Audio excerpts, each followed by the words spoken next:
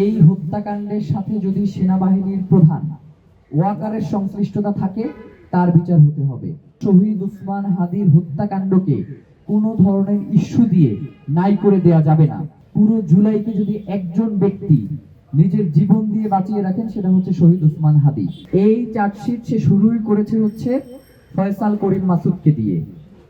যখন আমাদের কাছে তারা বলেছে যে তাদের 90% তদন্ত শেষ, যদি তারা ডিএমপি কমিশনার এখানে এসেছে, তাদের 10% মাত্র তদন্তের বাকি আছে। এর জন্য তারা সময় চেয়েছেন 7 তারিখ পর্যন্ত, 10 দিন। আমরা বলেছি ঠিক আছে, আপনারা আপনাদের মতো করে তদন্ত করেন। কিন্তু এই তদন্ত করবার পরেও এই তদন্তের কোনো কিছুতে কোনো পরিবর্তন আসে নাই। আগেও যেটা আপনারাও যেটা জানেন সেইটাই এইখানে শুধু উপস্থাপন করা হয়েছে, কিন্তু আমরা যেটা জানি না সেইটা কোনোভাবেই এই মামলার ক্ষেত্রে করা হয় নাই। এখন প্রশ্ন যেটা থেকে যায় সেটা হচ্ছে, যখন রাষ্ট্র এই ধরনের অসহযোগিতা করে তখন তো একটা ধারণা দৃঢ় হয় যে রাষ্ট্রের কেউ এই হত্যাকাণ্ডের সাথে জড়িত কিনা। আমরা স্পষ্ট করে বলতে চাই যে শহীদ ওসমান হাদির হত্যাকাণ্ডের সাথে যদি স্বয়ং প্রধান উপদেষ্টা ডক্টর মোহাম্মদ ইউনূসেরও সম্পৃক্ততা থাকে, এর সুষ্ঠু বিচার হতে হবে। এই হত্যাকাণ্ডের সাথে যদি সেনাবাহিনীর প্রধান ওয়াকারের সংশ্লিষ্টতা থাকে তার বিচার হতে হবে। এর সাথে যদি আওয়ামী লীগের সংশ্লিষ্টতা থাকে তার বিচার হতে হবে। এর সাথে যদি হাসিনার সংশ্লিষ্টতা থাকে তার বিচার হতে হবে। মানে বাংলাদেশের শহীদ ওসমান হাদির হত্যাকাণ্ডকে কোনো ধরনের ইস্যু দিয়ে নাই করে দেয়া যাবে না। এরপরে আরেকটা জিনিস যেটা, সেটা আপনারা জানেন যে বিবির পক্ষ থেকেই জানানো হয়েছে যে শহীদ ওসমান হাদিকে হত্যা করবার জন্য 12 তারিখেই ওইখানে 5টা টিম ছিল, যারা একজন মিস করলে আরেকজন এই শুটটা করত।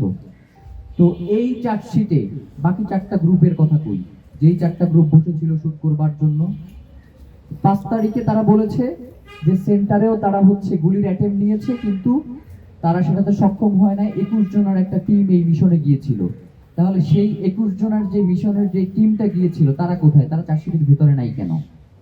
এখন আমাদের যেটা আসলে কথা সেটা হচ্ছে, শহীদ ওসমান হাদি আমাদের মতো কোনো সাধারণ, অবশ্যই একজন সাধারণ জনগণ, কিন্তু ব্যক্তি বিশেষে অনেক সময় তিনি রাষ্ট্রের অনেক গুরুত্বপূর্ণ জায়গায় চলে যান।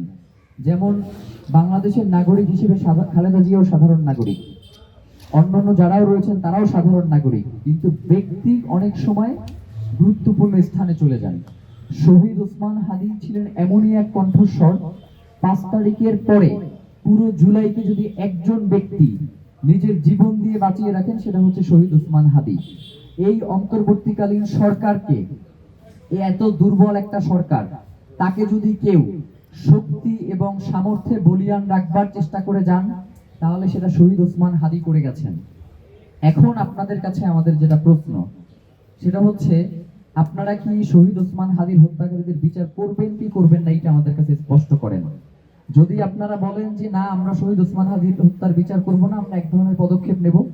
আবার যদি আপনারা বলেন যে না, আমরা শহীদ ওসমান হাদির হত্যার বিচার করতে চাই, তাহলে আপনাদেরকে সেই ব্যাপারে যথেষ্ট আগ্রহ দেখাইতে হবে। শুধুমাত্র আপনারা নামকে অবস্থায় এই ধরনের তদন্ত প্রতিবেদন দাখিল করে শহীদ ওসমান হাদির হত্যাকাণ্ডকে ছোট করবার কোনো সুযোগ নাই। দেশের নাম্বার 1 ট্রেডিং অ্যাপ নিফটি ফার্স্টে পাচ্ছেন ট্রেডিং এর সব সুবিধা, dual exchange access, company analysis, portfolio তৈরি করা সহ আরও অনেক ইউনিক ফিচারের সাথে ট্রেড করতে ডাউনলোড করুন এক্ষুনি।